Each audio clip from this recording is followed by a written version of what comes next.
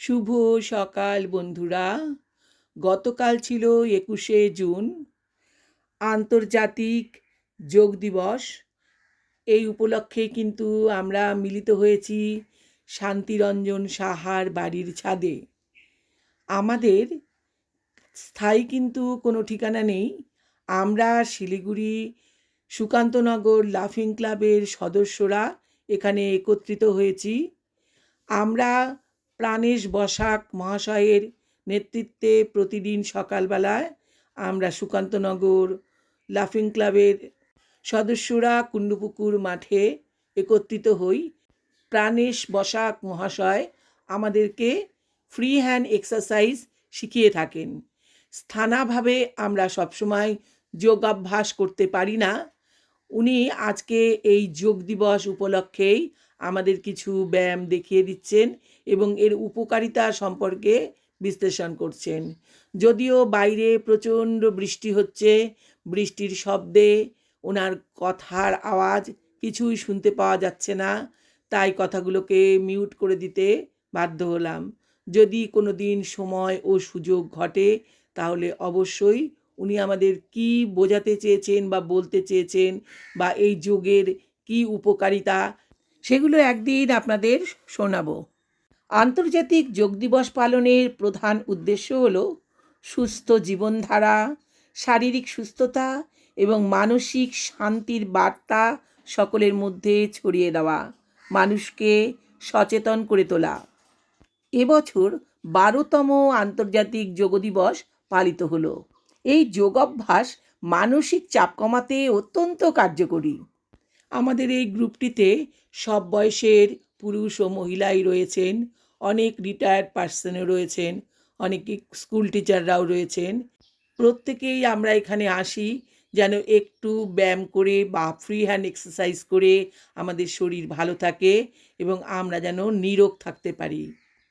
আমাদের মাস্টারমশাই কিন্তু আমাদের আপ্রাণ চেষ্টা করে সব কিছু শেখানোর চেষ্টা করেন, কিন্তু তিনি কিন্তু কোনো রকম পারিশ্রমিক আমাদের কাছ থেকে নেন না।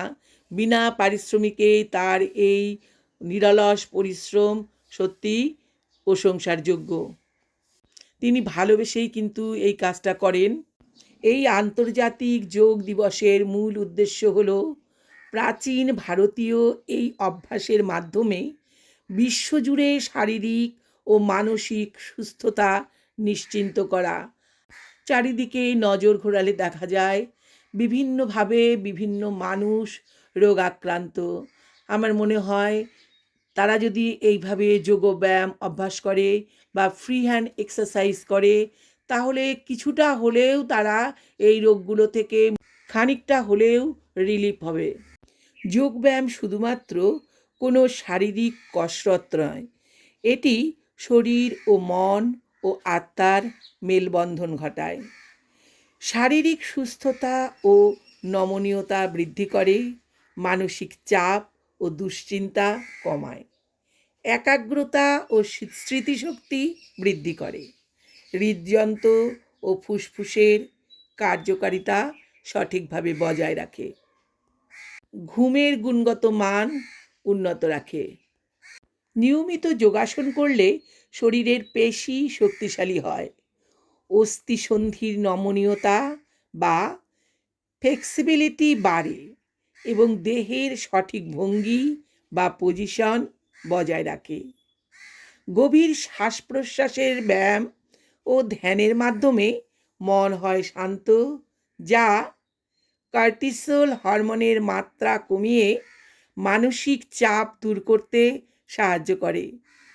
নিয়মিত যোগাভ্যাস মস্তিষ্কের কার্যকারিতা বাড়ায়, স্মৃতিশক্তি তীক্ষ্ণ করে এবং দৈনন্দিন কাজে মনোযোগ বাড়াতে সাহায্য করে। শ্বাসের ব্যায়ামগুলো ফুসফুসের ধারণ ক্ষমতা বাড়ায় এবং রক্ত সঞ্চালন ভালো রেখে হৃদরোগের ঝুঁকি কমাতে সাহায্য করে। এই যোগব্যায়াম বা ফ্রি হ্যান্ড এক্সারসাইজ করলে শরীরের অতিরিক্ত ক্লান্তি ও স্নায়বিক উত্তেজনা দূর করে, ফলে অনিদ্রা সমস্যা কমে গভীর ও শান্তিময় ঘুম হয়। একটা বয়সের পরে আমাদের প্রত্যেকেরই শরীরকে ভালো রাখবার জন্য কিছু না কিছু ওষুধ আমরা খেয়ে থাকি, কিন্তু এই সমস্ত ফ্রি হ্যান্ড এক্সারসাইজ বা যোগব্যায়ামের মাধ্যমে সেই ওষুধের পরিমাণ যদি আমরা খানিকটা কমাতে পারি তাহলে মন্দ কি? আসুন আমরা সকলেই ফ্রি হ্যান্ড এক্সারসাইজ বা যোগব্যায়ামের অভ্যাস গড়ে তুলি। তবে ছোট বয়স থেকে যোগব্যায়াম অভ্যাস করলে যেমন শরীর নমনীয় থাকে, কিন্তু একটা বয়স পরে যখন বয়স বেড়ে যায় তখন কিন্তু সেই অভ্যাসটা তৈরি করতে বেশ বেগ পেতে হয়। তবে চেষ্টা করতে তো কোনো অসুবিধা নেই। আমরা যে যতটুকুনি পারি, যেভাবে পারি সেইভাবে আমরা সেই ব্যায়ামগুলো করে নিজেদের শরীরকে ভালো রাখার চেষ্টা করি। নিজেদের স্বাস্থ্যই কিন্তু সম্পদ।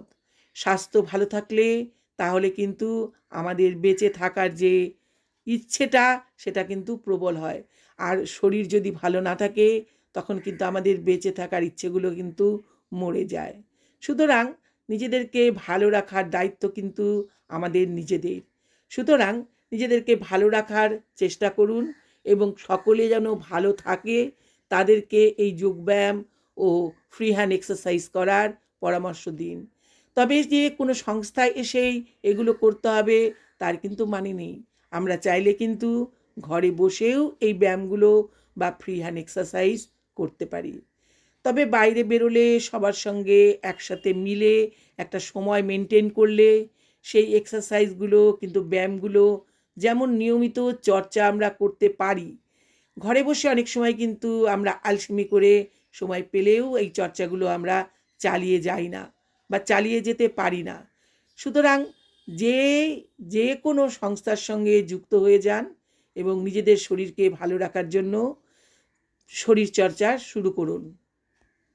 আমি আমার নিজের কথাই বলি, যখন ছোট ছিলাম একটা আসরের সঙ্গে যুক্ত ছিলাম, সারদা সেবক সংঘ ক্লাব। সেখানে কিন্তু প্রতিনিয়ত গিয়ে এই সমস্ত আসনগুলো অভ্যাস করতাম এবং বিভিন্ন ধরনের ব্রতচারী, ডাম্বেল, লেজিমস বিভিন্ন ধরনের জিনিসের সঙ্গে আমরা চর্চা করতাম এবং তখন কিন্তু শরীরটা সত্যি ভীষণ ফ্রি ছিল। কিন্তু পরবর্তীকালে এই সমস্ত অভ্যাস সত্যি কবে যে দূর হয়ে গেছে নিজেও বুঝতে পারিনি। কিন্তু এখন এই শেষ বয়সে এসে চেষ্টা করে দেখছি সেই আগের মতো কিন্তু কোনো ব্যায়ামই করতে পারছি না। তবে যতটুকু পারি ততটুকুই চেষ্টা করি। আপনারাও যতটুকুন পারেন ততটুকুন চেষ্টা করুন এবং নিজেদের ভালো রাখার চেষ্টা করুন। আমার ভিডিওটা ভালো লাগলে লাইক, কমেন্ট, শেয়ার ও সাবস্ক্রাইব করে সঙ্গে থাকবেন। আর আবার বলছি, সকলে নিজেদেরকে ভালো রাখার চেষ্টা করুন। ভালো থাকলেই কিন্তু নিজেদের ভালোভাবে বেঁচে থাকা সম্ভব। আবার দেখা হবে নতুন কোনো ভিডিও নিয়ে। টাটা।